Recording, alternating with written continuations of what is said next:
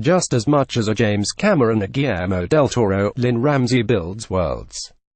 Her 1999 debut Ratcatcher won Cannes acclaim for giving Glasgow streets like those she grew up in heightened sensuality, from a rich magenta stairwell looming like a stairway to heaven to the bin bag a hearse door thuds into.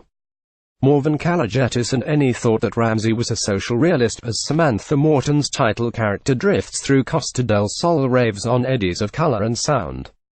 This was more like the rarely visited, magical British film kingdom of Powell and Pressburger and Nick Rogue than the mockney cool of her then peers.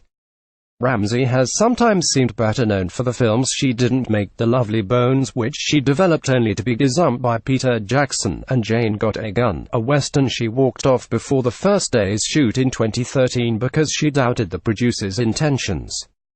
The phrase, "You'll never work in this town again," was invented for such stubborn conviction. Yet between these catastrophes was the triumph of We Need to Talk About Kevin 2011, in which Tilda Swinton was lost in the guilty undertow of her unloved son's mass school murder. Now, there's You Were Never Really Here, Cannes winner of Best Screenplay for Ramsay and Best Actor for Joaquin Phoenix as Joe, an overweight man living with his mother in the aftermath of his father's violence, who's also a remorseless rescuer of children from pedophiles. Like Kevin, Ramsay's latest is fractured by bad memories and pulses with dread. I've never been so fearful for a man so adept at dismantling people with hammers. Artless. Ramsay laughs, ducking back into her Soho hotel after a cigarette break undeterred by the beast from the east. Samantha Morton came to the screening last night and was a bit shaken up by it. She said it was like a Francis Bacon painting. It's quite an experiential film, so the synopsis does it a bit of a disservice. I wish it just said, "Enjoy the trip."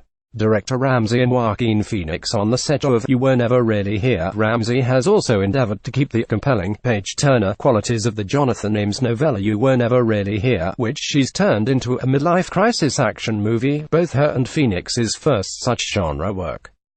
Perhaps only Phoenix would mark his action debut by making his body so ponderous and doughy.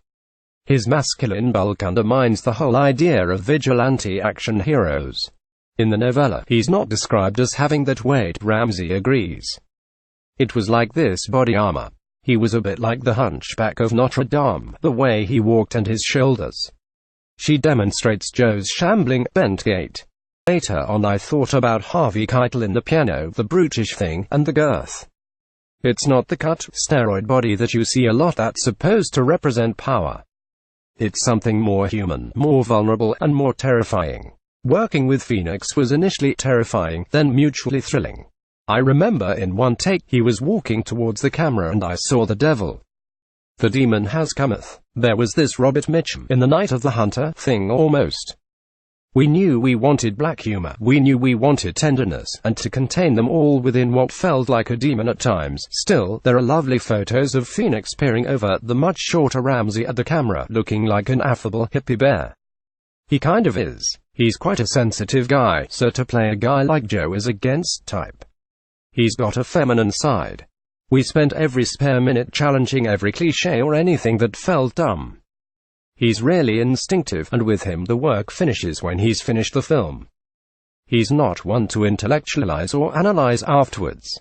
Now that Daniel Day-Lewis has retired to, presumably, co-bowling, Phoenix is the most enigmatic male actor working, personally unknowable, and so bored by fame he turned it into the self-destructive performance art of the mockumentary I'm Still Here, 2010.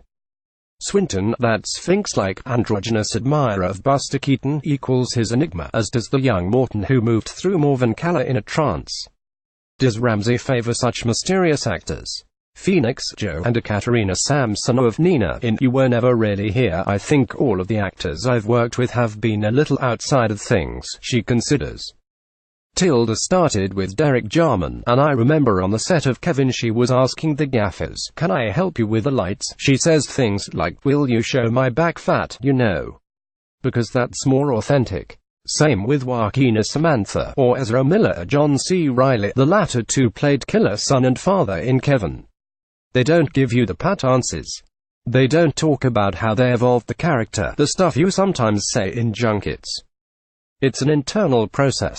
Ramsay's films, too, feel like they take an enigmatic angle on the world, inspired by detached characters from the soon-to-be-dead young boy wrapping his head in net curtains at Ratcatcher's start, to Joe's plastic bag-wrapped, suicidal head at the start of You Were Never Really Here. I like films when they're really experiential and sensuous, she says. I watched a lot of films when I was a kid, and I remember getting really into things, till my mum used to say, Lynn, Lynn, and she thought I was going deaf or something. Because I came from a big, noisy family, and I was able to cut out the world. My mum said I was a brilliant kid because she would just give me a paper and a pen and I'd be there for hours. I like to go into my world. I like to get inside things, including making a film. And to play a bit. Ramsay denies her films takes a detached view. I think they're completely immersed, like they're completely outside of something. Films I've really liked are when you've walked out and you're still in that movie for a while. That's virtual reality for me, to go into a theater, especially with the use of sound, a subconscious thing that's underestimated. I remember seeing Blue Velvet when I was 15 and half the audience walking out, but I thought my life had changed. It was a dark night in Glasgow and it felt like Blue Velvet outside. Ramsay's Morven Keller jettisoned any thought that Ramsay was a social realist as Samantha Morton's title character drifts through Costa del Sol raves on eddies of color and sound. Alamy, such intense cinema-going was perhaps inherited. It wasn't until later on that I realized just how much my parents were film buffs. Because they were just working-class people, but I remember my mum telling me she went to see The Portrait of Dorian Gray, 1945, and she lost her bus fare, and was so frightened on the way back because she was so in the movie. Ramsay's immersive tendencies extend to her time on set. When an inexperienced young actress was nervous about a topless scene in Morven Keller, she took her own top off in solidarity. Seeing that Phoenix was physically suffering during an underwater scene in her new film, Ramsay dived in with him. You're in a really vulnerable position as an actor, she explains, and going on a journey like this, there has to be a lot of trust between the director and actor. I could see he was in physical pain. That water was sub-zero and disgusting as well.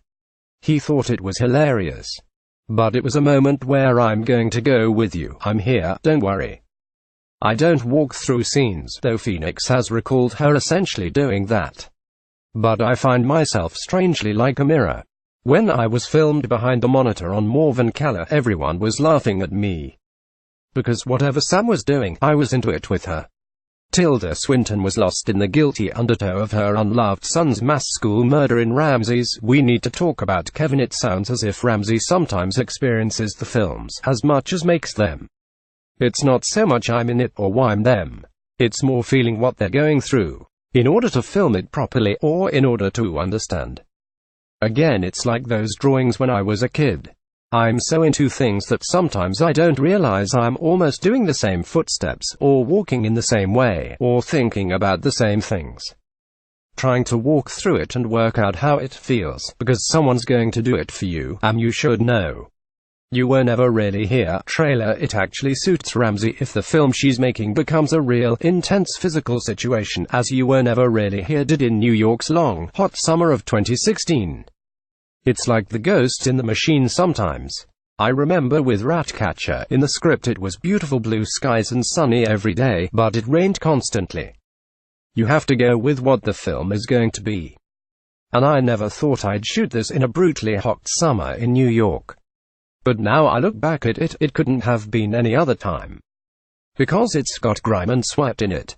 There's an electricity in it, a kind of hallucinogenic thing, because everyone felt like they were going to faint. It was so boiling.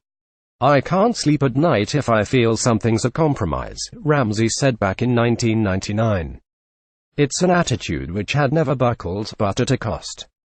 Her unmade films have been followed by periods of sometimes literal mourning, as when both her dad and her friend and co-writer of Morven Keller and the original The Lovely Bones Liana Dognini died, after the latter project was taken from Ramsay. Does she feel strong, looking back at her four uncompromised features, or weakened by the lost ones? Sometimes I feel people focus on these things, and they happen to every director, and you don't even know, she says, not in the mood for confessional wallowing today. There's so many films that got away. Just being in love with making films makes me carry on. It's like Fitzcarraldo, it's pushing the boat up that hill. Werner Herzog's crazed production Fitzcarraldo, in which the director replicated his protagonist's hubristic achievement of dragging a steamship over an Amazon hill, still defines directorial commitment. I'd only been thinking this morning, I tell Ramsay, that if anyone could repeat it today, it would be her. Alright, well, we should do it, she laughs. But there are so many amazing contemporary directors I know that are pulling that boat. If you want to achieve a real labor of love, it can be painful too. You Were Never Really Here is in cinemas from the 9th of March. More about Lynne Ramsay. You Were Never Really Here reuse content.